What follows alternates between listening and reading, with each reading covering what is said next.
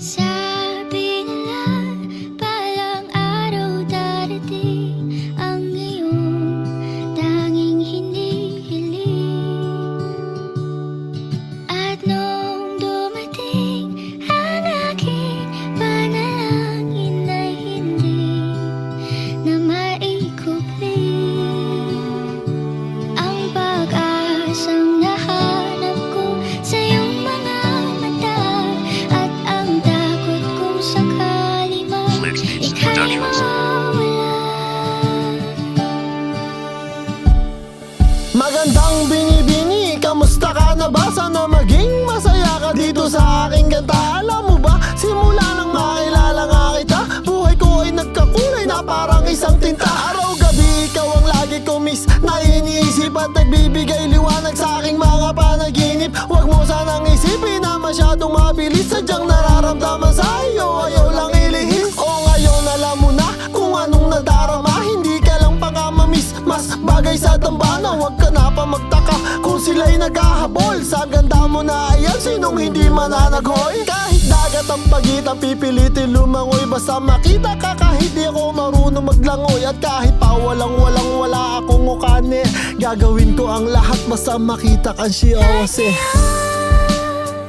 Nandyan ka na, di mapaliwanag ang nadarama. Handa ako sa walang hanggan, di basahin, di ka sasaktan.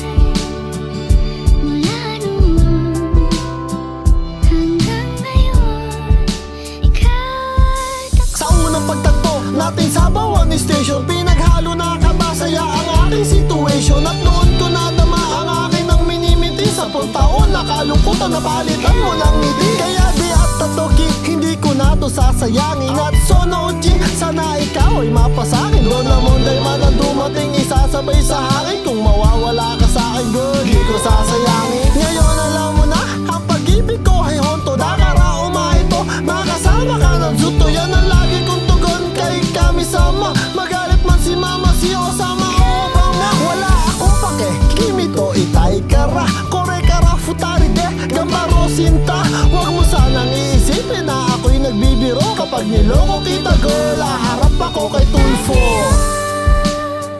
Nandyan ka na, di mapaliwanag ang nadarama.